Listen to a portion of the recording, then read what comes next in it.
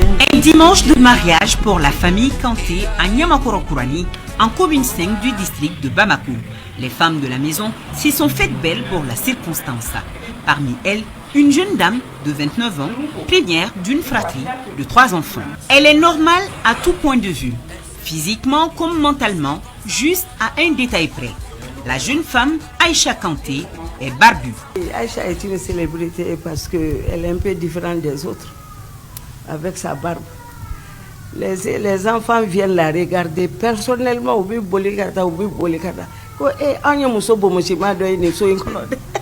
J'ai décidé de ne plus me raser, voilà, parce que à chaque fois quand tu te rases, ça repousse. Voilà, c'est quelque chose qui ne finit pas. Si Dieu m'a créé comme ça, je m'accepte tel que je suis. J'ai fait beaucoup d'analyses en réalité, voilà, et beaucoup de traitements aussi. Ses parents, ce sont eux. La particularité de leur fille, c'est depuis sa tendre enfance, nous confie-t-il. Depuis qu'elle était petite, là, on disait qu'elle ressemblait à son papa et que c'est un homme. Et qu'après, on a vu qu'elle avait une pilosité assez développée. Je la trouve très belle avec sa différence en barbe. Parce que ça, c'est rarissime. Je l'ai même payé des crèmes épilatoires avant.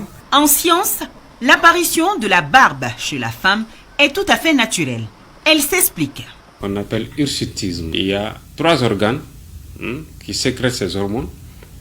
Il y a d'abord l'hypophyse, c'est au bas du cerveau. Il y a les ovaires chez la femme. Il y a aussi les surrénales. Les surrénales, c'est des glandes au-dessus des reins. Souvent, c'est des petits nodules de tumeurs au niveau de l'hypophyse qui va produire, donc ça va viriliser, c'est un virilisme qui se va créer, qui va produire beaucoup de testostérone et ce qui va provoquer effectivement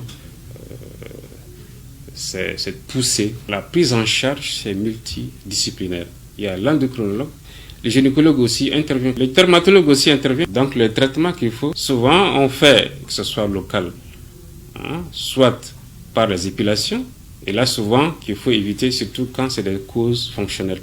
Parce que là, on va pousser encore chaque fois qu'on essaye de raser. Il y a d'autres méthodes aujourd'hui aussi, le laser.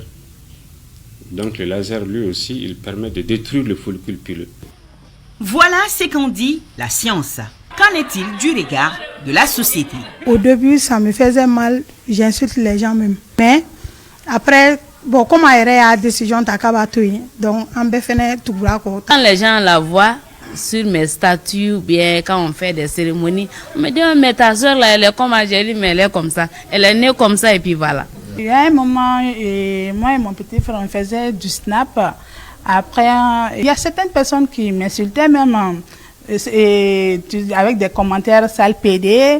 Certains pensaient que oui je suis un homme alors que je ne suis pas un homme, je suis une vraie femme. Les gens sont souvent très à confondre les choses et même souvent parlent de terré. Je connais notre société, il y a tellement de tabous et par rapport à ça, des considérations qui ne vraiment sont pas positives. Heureusement, Aïcha Kanté a de la chance. Nous l'avons suivie dans son voisinage.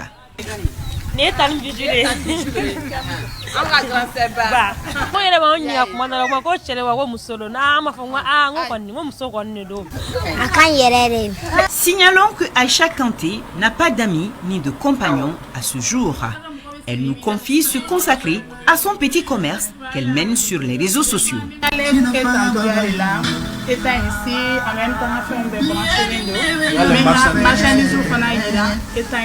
Sortir dans les médias est une façon pour notre jeune dame de décomplexer ceux qui se sentent différents des normes établies par nos sociétés. Elle va devoir être forte, voilà, le choix de se faire voir.